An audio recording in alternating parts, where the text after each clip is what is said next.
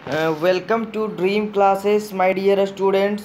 आज की इस क्लास को ज्वाइन करिए सभी बच्चे, क्योंकि आज हम लोग बहुत सारे बच्चों का डिमांड आ रहा था कि सर सोशल साइंस के टॉपिक्स को भी कभी लाइए। ठीक है, तो आज हम लोग उनके डिमांड पे देखिए, दिख रहा होगा आपको टॉपिक में कि आज हम लोग सोशल साइंस के टॉप 3 शॉर्ट क्वेश्चन, ठीक है, जो कि बार बार बोर्ड एग्ज़ाम में आपको देखने को मिलेंगे, जो कि हमारे प्रीवियस ईयर से सवाल कहलाएंगे। ठीक है, तो उन सभी प्रश्नों पे हम आज बात करने वाले हैं। तो जो भी बच्चे न्यू है चैनल पे, हमारे चैनल ड्रीम क्लासेस 9th-10th को सब्सक्राइब करना ना भूलें।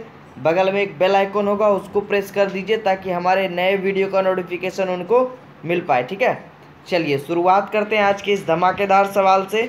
तो आज का जो हमने पहला सवाल रखा है, देखिए आपको थोड़ा सा व्यू कर देते हैं, अच्छे से दिखेगा, है ना।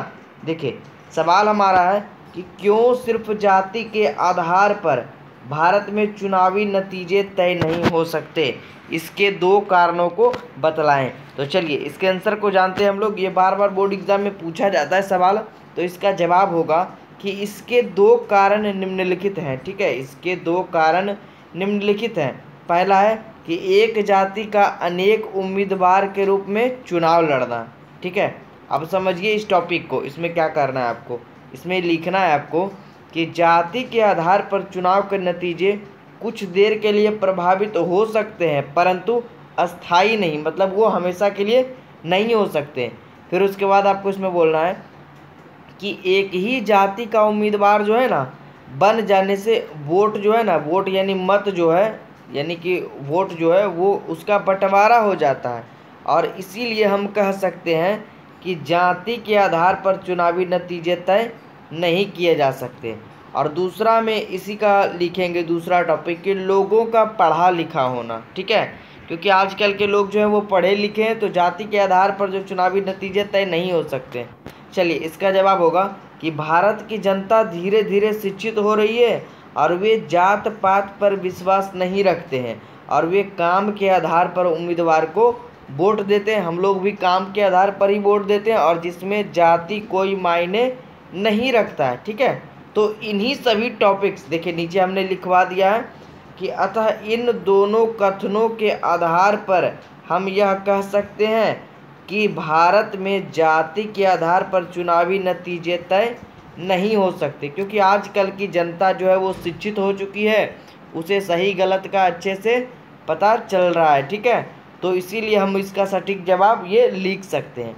तो इस तरह के अगर सवाल आपको बोर्ड एग्जाम में देखने को मिले तो आप इसका सटीक जवाब नोट कर लीजिए, नोट्स बना लीजिए। जिन बच्चों को नोट्स परचेज करनी हो, हमारा हेल्पलाइन नंबर दिख रहा है आपको स्क्रीन पे, वहाँ पर आप कांटेक्ट करके इसकी नोट्स प्रोवाइड कर सकते हैं। ठीक है, चलिए देखिए दूसरा सवाल, कितना शानदार सवाल हमने रखा है, जो कि बोर्ड एग्जाम में इतना बार पूछा है कि बच्चे इससे एकदम ये कर लिए, रट लिए हैं इसको, कि छापा खान यूरोप कैसे पहुंचा। बहुत ही शानदार सवाल है, और इसका आंसर देखिए कितना अच्छा हम लोग का है। ठीक है, इसका आंसर आपको टिक करना है कि छापा खान यूरोप पहुंचा कैसे।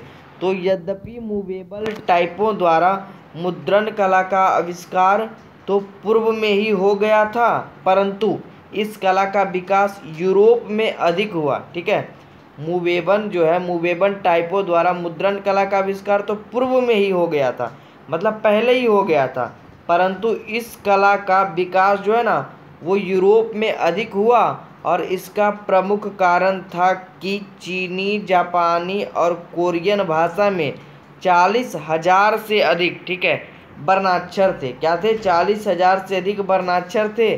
फलतः मतलब इसके फलस्वरूप सभी वर्णों का ब्लॉक बनाकर उपयोग करना कठिन कार्य था, और लकड़ी के ब्लॉक तथा होने वाली मुद्रण कला समरकंद, पर्सिया, सीरिया मार्ग से व्यापारियों द्वारा यूरोप और सर्वप्रथम रोम में प्रविष्ट हुई, और 13वीं शताब्दी के अंतिम में रोमन मिशनरी एवं मार्को पोलो द्वारा ब्लॉक जो है ना प्रिंटिंग के नमूने यूरोप पहुँचे, यूरोप, और इसी को हम कह सकते हैं कि छापा खान यूरोप इसी माध्यम से पहुँचा। ठीक है, चलिए और एक और सवाल दिख रहा होगा आपको स्क्रीन पे, यह भी बहुत ज़्यादा इम्पोर्टेंट है जी, जो कि बोर्ड एग्जाम से रिलेटेड है, कि पांडुलिपि क्या है और इसकी क्या उपयोगिता है। अच्छे से समझिएगा, नोट्स बनाते चलिएगा, और इसका आंसर हम लोग जानेंगे, ठीक है। और डेली का आप लोग 2 PM वाला क्लास मिस ना करें। हमारे ड्रीम क्लासेस पे रेगुलर वीडियोस आपको देखने को मिल रहे होंगे। और डेली की मैथ की क्लास भी आपकी चल रही है। पवन सर भी वहाँ पे आपके साथ लगे हुए हैं, जो कि हिंदी और सोशल साइंस के टॉपिक को लेकर के आते हैं, ठीक है। बने रहिए। और जिन बच्चों ने हमारे सब्सक्रिप्शन को अभी तक नहीं लिया है, हमारे लर्निंग ऐप को डाउनलोड करके, या ज़्यादा दिक्कत हो तो हमारे हेल्पलाइन नंबर पे बात करके जानकारी ले सकते हैं। चलिए इस सवाल के जवाब को जानते हैं कि पांडुलिपि क्या है। तो इसका आंसर होगा कि भारत में छापा खान के विकास से पहले हाथ से लिखकर पांडुलिपियों को तैयार करने की पुरानी एवं समृद्ध परंपरा थी, ठीक है। और यहाँ संस्कृत, अरबी एवं फारसी साहित्य की अनेकानेक मतलब बहुत ही ज़्यादा तस्वीर युक्त सुलेखन कला से परिपूर्ण साहित्यों की रचना होती रहती थी। और इन्हें मजबूती प्रदान करने के लिए सजिल्द भी किया जाता था। सजिल्द का मतलब हो गया कि उन्हें उन पर जो है ना, अभी हम लोग क्या कहते हैं, जिल्द चढ़ा दिया करते थे। जिल्द मतलब उसको जो है ना वो ढक दिया करते थे। फिर भी पांडुलिपियाँ काफ़ी नाजुक और महंगी होती थी, ठीक है। फिर भी जो है ना पांडुलिपियाँ काफ़ी नाजुक मतलब टूट जाने लायक, एकदम नाजुक, कोमल और महंगी होती थी। और पांडुलिपियों की लिखावट कठिन एवं प्रचुरता से उपलब्ध नहीं होने के कारण यह आम जनता के पहुंच के बाहर नहीं थी, ठीक है। तो यही है इसका सटीक जवाब। तो आप लोग अच्छे से इसको नोट कर लीजिए और सही से इसके आंसर को रट लीजिए, क्योंकि ये जो क्वेश्चन है आपका बोर्ड एग्ज़ाम के लिए काफ़ी इम्पोर्टेंट है। तो फिर हम लोग मिलते हैं नेक्स्ट क्लास में इसके और भी बेहतरीन टॉपिक्स के साथ में। तब तक के लिए आप लोग बने रहिए और हमारे चैनल को सब्सक्राइब कर लीजिए। और इस तरह के वीडियोस पाने के लिए हमारे बेल आइकन को भी प्रेस कर दीजिए, ताकि हमारे नए वीडियो का नोटिफिकेशन आपको मिल सके, ठीक है। चलिए तो तब तक के लिए गुड बाय। बने रहिएगा ड्रीम क्लासेस पे, ठीक है।